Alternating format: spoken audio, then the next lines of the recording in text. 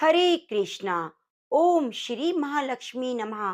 प्रिय भक्तजनों, शास्त्रों के अनुसार शत पूर्णिमा के दिन महालक्ष्मी जी भगवान विष्णु के साथ गरुड़ पर बैठकर पृथ्वी लोक में भ्रमण करने आती हैं। महालक्ष्मी जी अपने भक्तों पर अपनी कृपा बरसाती हैं। माना जाता है कि जिस घर में अंधेरा हो, जो सोया रहता है, महालक्ष्मी जी उसके दरवाजे से लौट जाती हैं।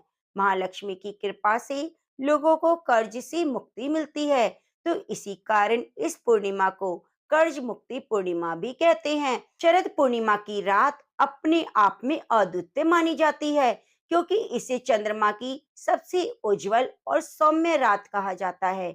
इस दिन चंद्रमा की किरणों में विशेष औषधि गुण होते हैं, जो स्वास्थ्य और समृद्धि प्रदान करते हैं। शत पूर्णिमा का यह पावन पर्व भगवान श्री कृष्ण और देवी लक्ष्मी से जुड़ा हुआ है। इस दिन की गई पूजा अर्चना से धन धान्य की प्राप्ति होती है और महालक्ष्मी की असीम कृपा होती है। इस दिन खीर बनाकर चंद्रमा की किरणों में लोग रखते हैं, जिसे अमृत तुल्य माना जाता है। तो इस दिन भगवान श्री कृष्ण का आशीर्वाद प्राप्त करने के लिए व्रत की कथाओं को सुना जाता है और व्रत किया जाता है। अगर हम व्रत भी ना करें, तो भगवान श्री कृष्ण की रासलीला की और शत पूर्णिमा की कथाओं को सुनने से हमें अपार पुण्य की प्राप्ति होती है। तो प्रिय भक्तजनों, आइए भगवान श्री कृष्ण की भक्ति के सागर की गहराई में डूबते हुए कथाओं का रसपान करते हैं। आपसे निवेदन है, कथा सुनने से पहले कमेंट बॉक्स में जय श्री कृष्णा राधे राधे जरूर लिखिए और वीडियो को लाइक करना मत भूलिए। प्राचीन समय में एक नगर में एक साहूकार रहता था। उसकी दो बेटियां थीं। दोनों बेटियां पूर्णिमा का व्रत रखती। बड़ी हमेशा पूरी निष्ठा के साथ पूर्णिमा के व्रत का पालन करती, परंतु छोटी बेटी व्रत को पूरा ना करती। वह हमेशा आधा अधूरा ही व्रत करती। कुछ समय बाद दोनों बेटियों की शादी हो गई। विवाह के बाद साहूकार की बड़ी बेटी ने तो एक पुत्र को जन्म दिया। वहीं दूसरी छोटी बेटी, जो व्रत को ठीक प्रकार से ना करती, उसकी संतान होने से पहले ही मर जाती। इस बात को लेकर वह बहुत परेशान रहने लगी। यह सब देखकर साहूकार ने विद्वान पंडितों से इसका कारण जानना चाहा। पंडितों ने बताया कि तुम्हारी पुत्री पूर्णिमा का आधा अधूरा व्रत करती थी, जिस कारण उसकी संतान पैदा होते ही मर जाती है। यदि वह पूर्णिमा के व्रत को पूरे विधि विधान से करे, तो उसकी संतान जीवित रह सकती है। यह सब जानने के बाद साहूकार की छोटी बेटी ने पूरे विधि विधान से शरद पूर्णिमा का व्रत किया। इस बार साहूकार की छोटी बेटी के घर एक पुत्र का जन्म हुआ और वह कुछ समय तक जीवित भी रहा, परंतु कुछ दिन बाद वह मर गया। उसने अपने मरे बेटे को लकड़ी के पाटे पर लिटाकर उस पर कपड़ा ढक दिया और अपनी बड़ी बहन को बुलाकर ले आई। अपनी बड़ी बहन को उसी पाटे पर बैठने को कहा। जैसे ही बड़ी बहन उस पर बैठने लगी, तो साड़ी बच्चे को छू गई और बड़ी बहन की साड़ी छूते ही बच्चा रोने लगा। यह देखकर बड़ी बहन को आश्चर्य हुआ। उसने अपनी छोटी बहन से कहा, तुम अपनी संतान के मरने का दोष मेरे ऊपर लगाना चाहती हो? इस पर छोटी बहन ने कहा, यह तो पहले से मरा हुआ था, परंतु आपके छूने से ये जीवित हो गया। इस प्रकार उन दोनों बहनों की श्रद्धा शरद पूर्णिमा के व्रत के लिए और बढ़ गई और दोनों बहनें पूरे विधि विधान से व्रत करने लगी। हे प्रभु, जैसे आपने साहूकार की दोनों बेटियों पर कृपा करी, उन्हें संतान प्रदान की, उसी प्रकार सभी की मनोकामनाएं पूरी करना। कहानी कहने वाले, सुनने वाले सभी पर अपनी कृपा रखना। ब्रज क्षेत्र में शरद पूर्णिमा को रास पूर्णिमा भी कहा जाता है। माना जाता है कि द्वापर युग में शरद पूर्णिमा की चांदनी रात को ही राधा रानी और गोपियों के साथ मिलकर भगवान श्री कृष्ण ने महारास रचाया था। पूर्णिमा की रात को महारास का वह दृश्य इतना सुंदर था कि प्रकृति भी उसे निहारने के लिए वहां ठहर गई। यहाँ तक कि चांद ने भी स्वयं अपनी चांदनी से अमृत बरसाया। 6 महीने तक महादेव जी गोपी का रूप धारण करके इस रास को देखने के लिए वहां पहुंचे। चंद्रदेव इतने मंत्रमुग्ध हो गए कि 6 महीने तक सुबह नहीं हुई। एक बार शत पूर्णिमा की शरद उज्जवल चांदनी में बंसी बट यमुना किनारे श्याम सुंदर साक्षात मनमोहन की बंसी बज उठी। कृष्ण जी 6 महीने की एक रात्रि करके मनमोहन मनमर्दन करने के लिए महारास रचाया। जब महारास की गूंज सारे त्रिलोकी में हो गई तो हमारे भोले बाबा के कानों में भी उस महारास की गूंज सुनाई दी। मुरली मनोहर की मीठी मुरली ने कैलाश पर्वत पर विराजमान भगवान श्री भोलेनाथ को मोह लिया और उनकी समाधि भंग हो गई। अब भोले बाबा वृंदावन की ओर बिल्कुल बावरे होकर चल पड़े। उनकी तो बड़ी इच्छा थी कि वो खुद जाकर महारास कर और मनमानी करें, खुद जाकर वह महाराज करें। लेकिन पार्वती जी ने बहुत समझाया, लेकिन हमारे भोले बाबा कहाँ मानने वाले हैं। भगवान श्री कृष्ण के परम भक्त श्री आसुरी मुनि पार्वती जी, नंदी, श्री गणेश, कार्तिकी जी के साथ भगवान शंकर वृंदावन के वंशी बट पर गए, अर्थात भगवान शिव वहां अपने पूरे परिवार के साथ पधारे। बंसीवट जहां पर महारास हो रहा था वहां गोलोक वासियां गोपियां द्वार पर खड़ी थीं। पार्वती जी तो महारास में अंदर प्रवेश कर गईं, लेकिन क्योंकि उस महारास में पुरुषों का प्रवेश वर्जित था, तो द्वारपालिकाओं ने महादेव जी को, श्रेया मुनि जी को और उनके साथ जितने भी पुरुष थे उन सभी को अंदर जाने से रोक दिया। श्रेष्ठ जनों अर्थात श्री कृष्ण के अलावा कोई भी पुरुष इस एकांत महारास में प्रवेश नहीं कर सकता था। अब तो बड़ी विकट समस्या आन पड़ी। जिस महाराज को देखने के लिए भोले बाबा इतने उतावले होकर अपने पूरे परिवार के साथ वहां आए थे, वही महाराज उन्हें देखने को नहीं मिला। अब वे सोच में पड़े, परेशान हुए, बेचैनी होने लगी। तब भोले बाबा ने देवियों से कहा, जो द्वार पर खड़ी थी वो देवियां हमें श्री राधा जी और किशन जी के दर्शनों की इच्छा है, इसलिए आप हमें तरस खाकर कोई ऐसा उपाय बताएं जिससे हम भी महाराज के दर्शन कर सकें। तब वहां खड़ी हुई सखियां गोपियां बोली, अगर आप महाराज देखना चाहते हैं तो गोपी बन जाइए। मान सरोवर में स्नान करके गोपी का रूप धारण करके आप महाराज आराम से देख सकते हैं। आप महाराज में प्रवेश कर सकते हैं। बस फिर क्या था, भगवान शिव अर्ध नारीश्वर से पूरे नारी रूप बन गए। यमुना जी में उनका 16 श्रृंगार कर दिया। सुंदर बिंदी, चूड़ी, निपुर ओढ़नी और ऊपर से एक हाथ का घूंघट भी भगवान शिव का वह दिव्य रूप युगल मंत्र मुग्ध कर देने वाला था। भगवान शिव के कानों में युगल मंत्र का उपदेश यमुना जी ने भर दिया। अब शिव जी मोहिनी वेश में मोहन की गोपियों के मंडल में जाकर अतृप्त नेत्रों से एक रूप होकर विश्व मोहन की माधुरी का निर्णय ध्यान करने लगे। उनके सामने साक्षात श्री कृष्ण विराजमान है। नटवरधारी श्री रास बिहारी राजेश्वरी रसमयी श्री राधा जी और गोपियों को नृत्य और रास करते देखकर स्वयं भोले बाबा भी स्वयं ताता थैया करने लगे। बंसी बजैया मुरली मनोहर ने तो ऐसी मधुर मोहिनी बंसी बजाई कि भोले बाबा तो अपनी सुध-बुध भूल गए। बनवारी ने भला क्या छुपा है। इस तरह भगवान श्री कृष्ण के साथ भोले बाबा कुछ देर तक तो ताता थैया करके नाचते रहे, लेकिन जब थोड़ा पास पहुंचे भगवान श्री कृष्ण बोले, रास के बीच में थोड़ा प्रयास हो जाए तो इस रास का आनंद दुगना हो जाएगा।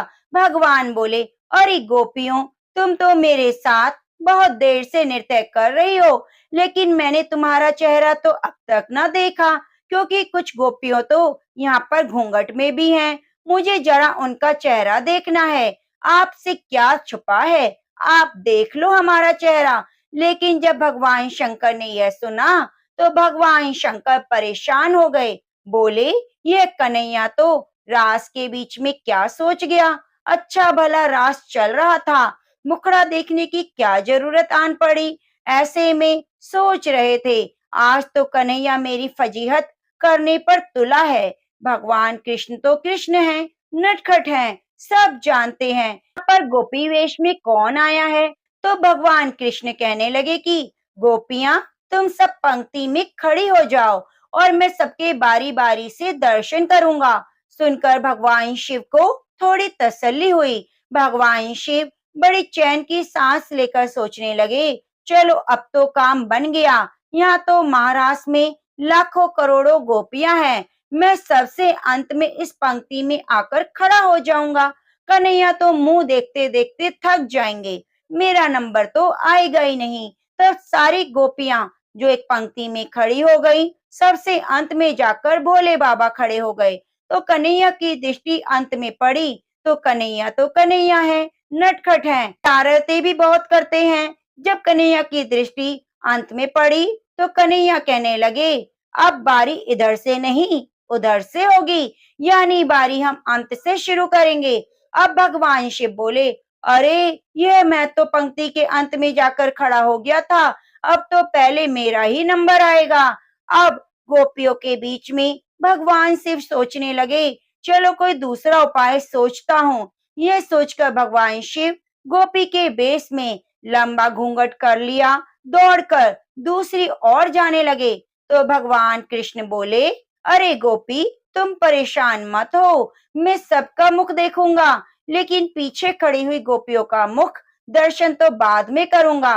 पहले इस गोपी का मुंह देख लूं जो इतनी लाज शर्म कर रही है। अब तो जो भोलेनाथ ने सुना, वे सुनते ही घबरा गए।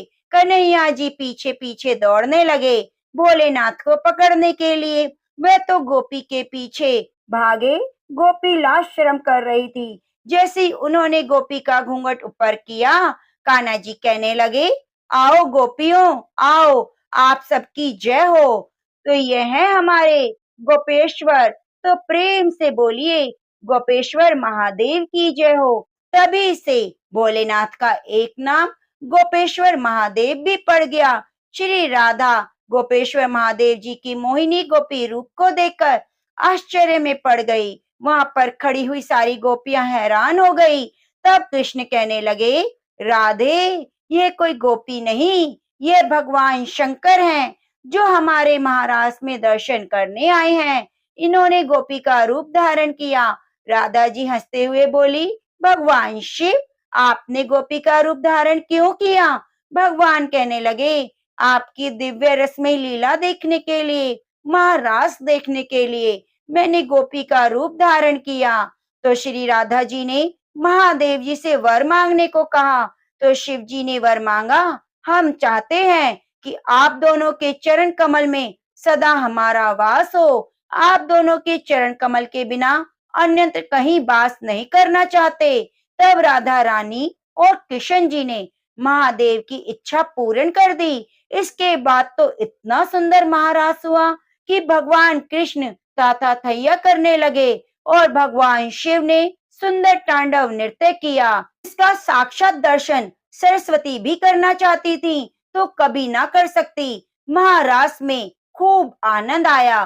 भगवान कृष्ण ने ब्रह्मा जी की एक रात्रि ले ली, लेकिन गोपियों ने नहीं समझ पाई। अपने गोपियों के प्रेम के कारण ही कृष्ण जी ने रात्रि को बढ़ाकर इतना लंबा कर दिया कि वह 6 महीने की एक रात्रि हो गई। यह कोई साधारण रात नहीं, ब्रह्मा जी की थी, जो लाखों वर्षों तक चलती रही। आज भी कहते हैं, वृंदावन में निधि वन में प्रतिदिन भगवान कृष्ण रास रचाते हैं। कृष्ण के लिए तो कुछ भी असंभव नहीं, वे कुछ भी कर सकते हैं, क्योंकि वो भगवान हैं। जब भोलेनाथ ने भगवान कृष्ण और राधा रानी से वरदान मांगा, तो भगवान कृष्ण ने तथास्तु कहकर कालिंदी के निकट निकुंज के पास वंशी वट के सम्मुख महादेव जी को गोपेश्वर महादेव के नाम से विराजमान कर दिया। राधा कृष्ण और गोप गोपियों ने उनकी पूजा की। कहा कि ब्रिज वृंदावन की यात्रा तभी पूर्ण होगी जब कोई भक्त आपके दर्शन करेगा। आपके दर्शन किए बिना ये हमेशा अधूरी रहेगी। भगवान शंकर वृंदावन में आज भी गोपेश्वर महादेव के रूप में विराजमान हैं। अपने भक्तों को दिव्य गोपी वेश में दर्शन देते हैं। गर्भगृह के बाहर पार्वती जी, गणेश जी, नंदी विराजमान हैं। आज भी शाम के समय भगवान का गोपी वेश में दिव्य श्रृंगार किया जाता है। तो प्रेम से बोलिए, बंसी बजैया मुरली मनोहर की जय हो, गोपेश्वर महादेव की जय हो, रास रसैया की जय हो। प्रिय भक्तजनों, अब आइए सुनते हैं पूर्णिमा की व्रत कथा।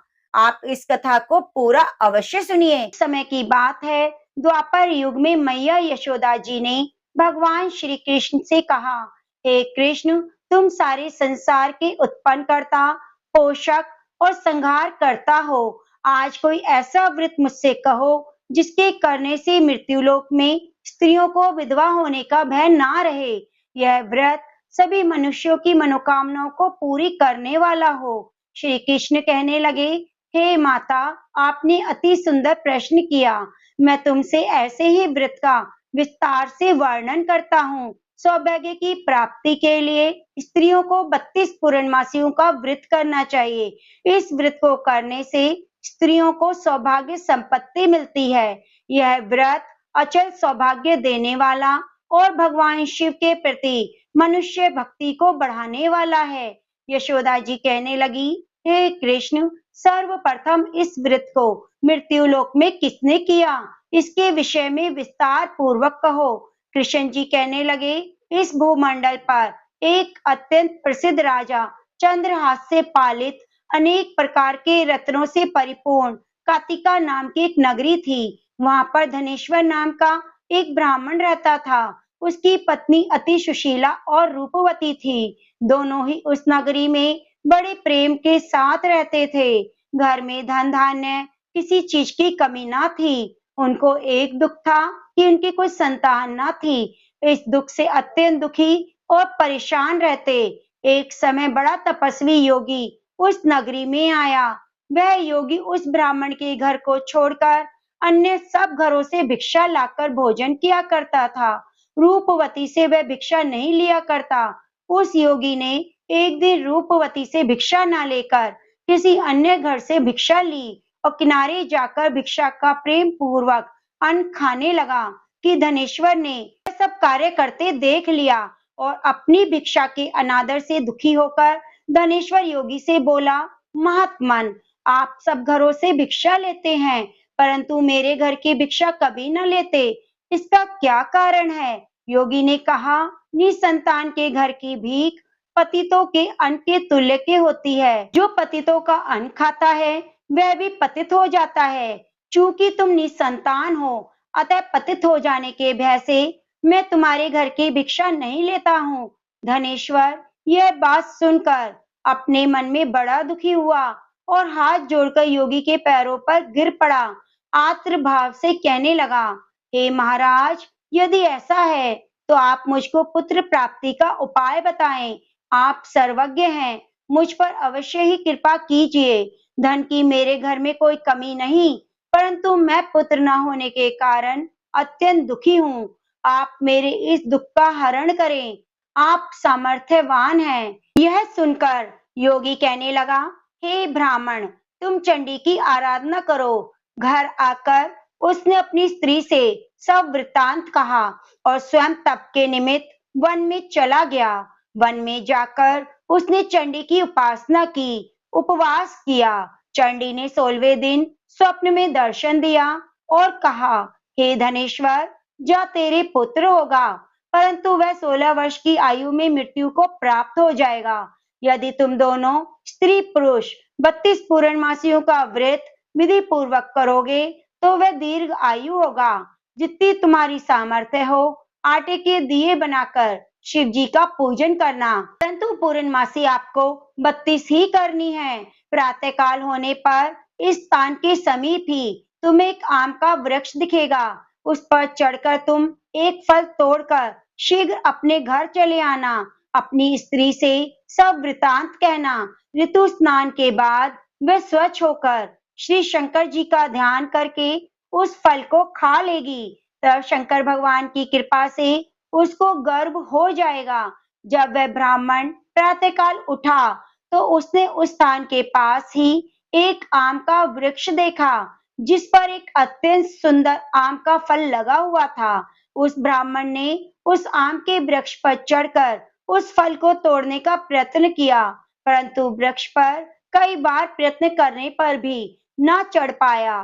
तब तो उस ब्राह्मण को बहुत चिंता हुई और उसने विघ्न विनाशक श्री गणेश जी की वंदना की। हे दयानिधे, अपने भक्तों के विघ्नों का नाश करके उनके मंगल कार्य को करने वाले, दुष्टों का नाश करने वाले, रिद्धि सिद्धि देने वाले, आप मुझ पर कृपया करके इतना बल दें कि मैं अपने मनोरथ को पूर्ण कर सकूं।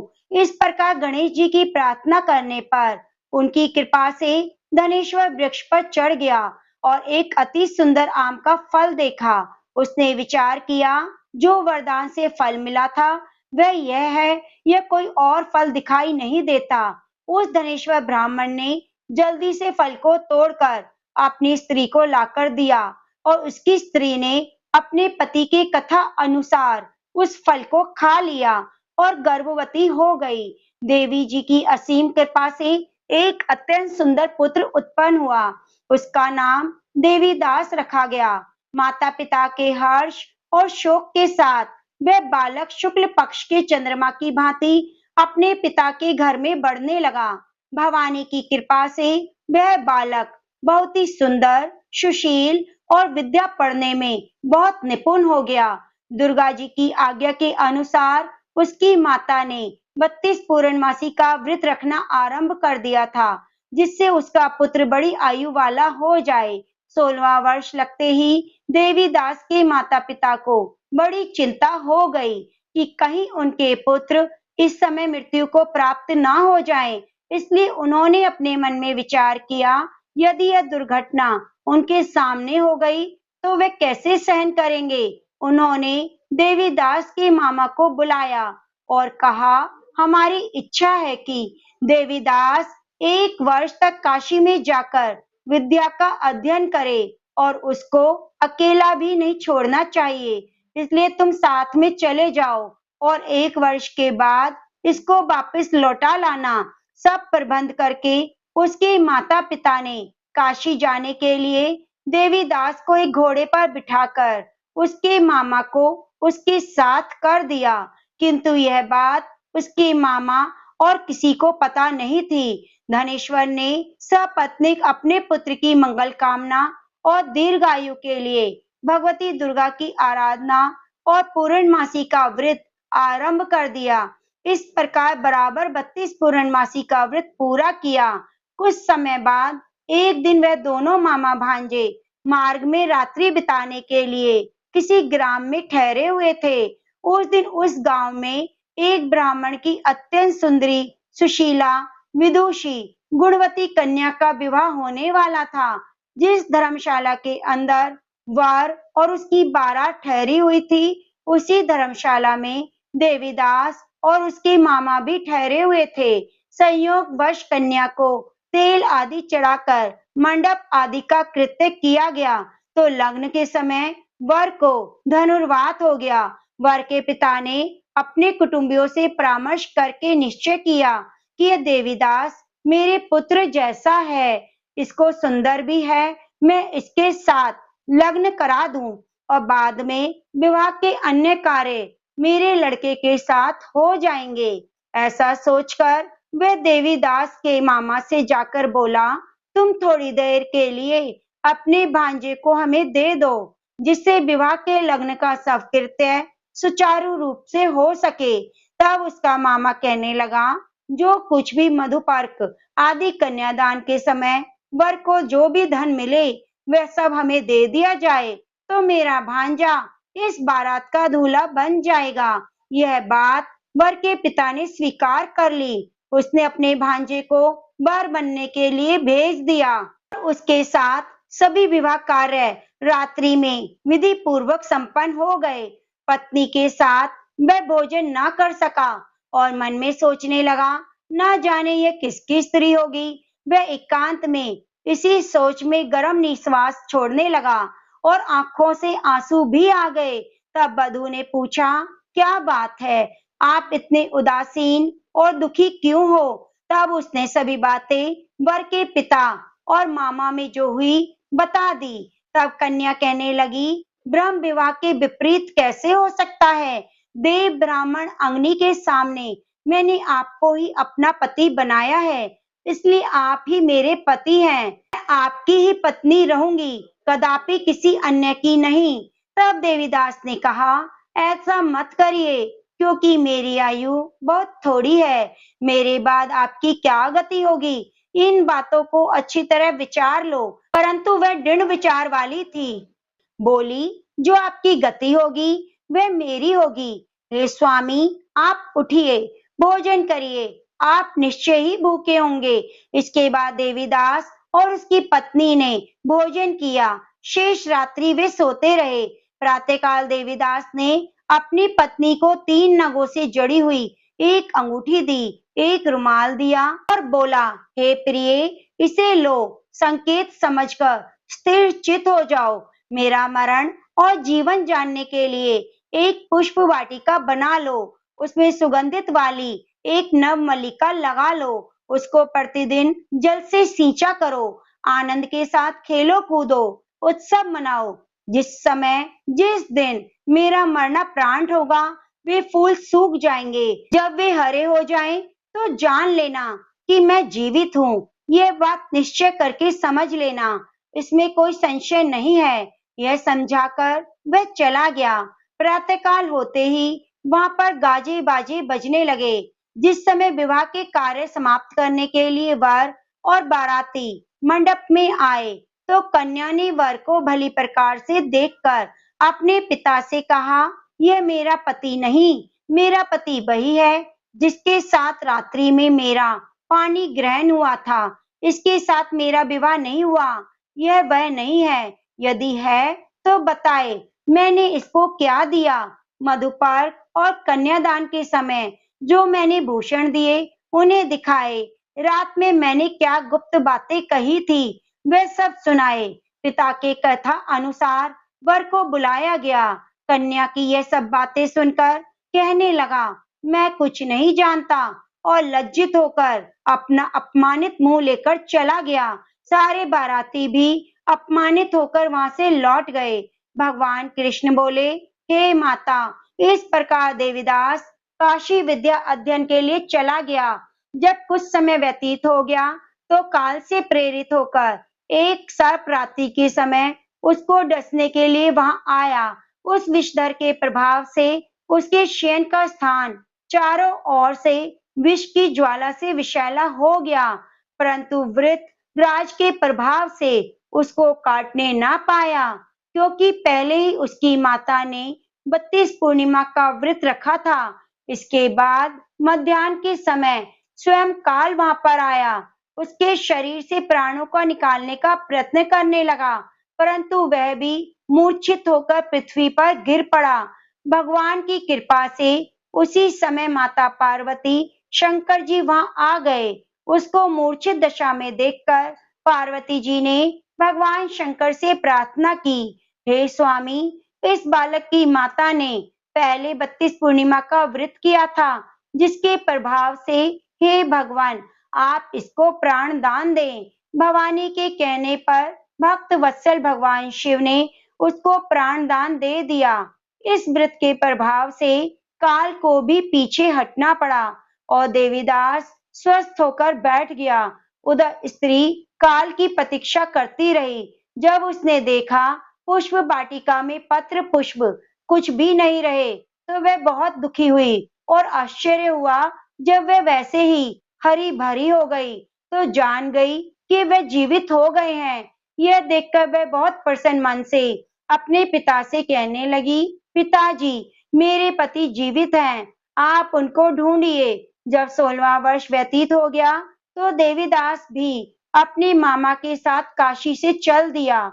इधर उसके ससुर उसको ढूंढने के लिए अपने घर से जाने वाले ही थे कि मामा भांजे वहां आ गए। उसको आया देखकर ससुर को बहुत प्रसन्नता हुई और अपने घर ले आया। उस समय नगर के निवासी भी वहां इकट्ठा हुए और निश्चय किया कि अवश्य ही इसी बालक के साथ इस कन्या का विवाह हुआ था। उस बालक को जब कन्या ने देखा तो पहचान लिया और कहा, यही वो है जो संकेत करके गए थे। उसके बाद सभी कहने लगे, भला हुआ जो यह यहाँ आ गया, और सब नगर निवासियों ने आनंद मनाया। कुछ दिन बाद देवीदास अपनी पत्नी और मामा के साथ अपने ससुर के घर से बहुत से उपहार लेकर अपने घर को चले। जब वे गांव के निकट आए तो कई लोगों ने उनको देखकर उनके माता-पिता को जाकर खबर दी कि तुम्हारा पुत्र देवीदास अपनी पत्नी और मामा सहित आ रहा है। ऐसा समाचार सुनकर पहले तो उन्हें विश्वास नहीं हुआ, किंतु जब और लोगों ने आकर उनकी बात का समर्थन किया, उनको बड़ा आश्चर्य हुआ। लेकिन थोड़ी देर में देवीदास ने आकर अपने माता-पिता के चरणों में सिर रखकर प्रणाम किया और उसकी पत्नी ने चरण स्पर्श किए। माता-पिता ने अपने पुत्र और पुत्रवधू को हृदय से लगा लिया। अपने पुत्र और पुत्रवधू के आने की खुशी में धनेश्वर ने बड़ा भारी उत्सव किया। ब्राह्मणों को बहुत सा दान दिया। श्री कृष्ण कहने लगे, इस व्रत के प्रभाव से स्त्रियां पुत्रवान हो जाती हैं। जो भी स्त्रियां व्रत करती हैं, वे जन्म जन्मांतर में वैधव्य का दुख नहीं भोगती, सदैव सौभाग्यवती रहती हैं। यह मेरा वचन है, इसमें कोई संदेह नहीं। यह व्रत पुत्र पोत्रों को देने वाला, मनोकामनाओं को पूर्ण करने वाला है। 32 पूर्णिमाओं के व्रत करने से मृत्यु की सभी इच्छाएं भगवान शिव की कृपा से पूरी हो जाती हैं। तो सभी प्रेम से बोलो, शिव शंकर भोलेनाथ की जय हो। ओम नमः शिवाय। प्रिय भक्तजनों, अगर वीडियो पसंद आई है तो हमारे चैनल को सब्सक्राइब